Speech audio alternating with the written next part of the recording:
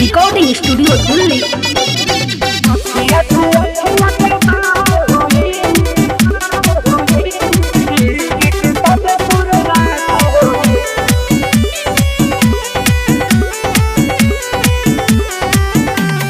अखिया से अखिया के बात होई, इश्क की तब शुरुआत होई। अखिया से अखिया के बात होई, इश्क की तब शुरुआत होई। धक्का धक्का जियारा धड़की हो, चोरी चोरी जब मुलाकात होई। अखिया से अखिया के बात होई, इश्क की तब शुरुआत होई। अखिया से अखिया के बात होई, इश्क की तब शुरुआत होई।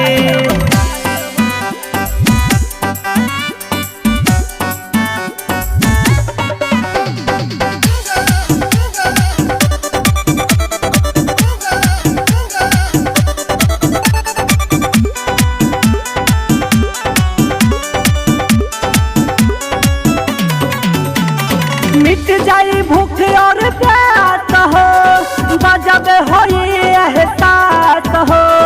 नैन बेचैन रही हरदम, मन में मिलन के आस हो। मन में मिलन के आस हो। मिट जाई भूख और प्यास हो, गजब होई एहसास हो। नैन बेचैन रही हरदम, मन में मिलन के आस हो। प्यार हो पहाड़ जस रात होई, इश्क के तब शुरुआत होई। प्यार हो पहाड़ जस रात होई, इश्क के तब शुरुआत होई। अखिया से अखिया के बात होई, इश्क के तब शुरुआत होई। अखिया से अखिया के बात होई, इश्क के तब शुरुआत होई। अखिया से अखिया के बात होई, इश्क के तब शुरुआत होई।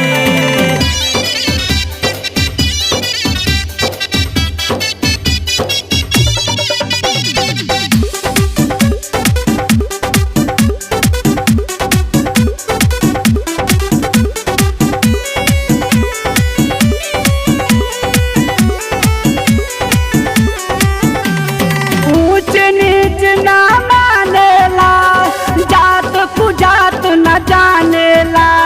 अमित से खरई दिलवा, दिलबर के पहचानेला। दिलबर के पहचानेला। ऊंच नीच ना जानेला, जात कुजात न मानेला। अमित से खरई दिलवा, दिलबर के पहचानेला। नया नया रोज करामात होई, इश्क के तब शुरुआत होई।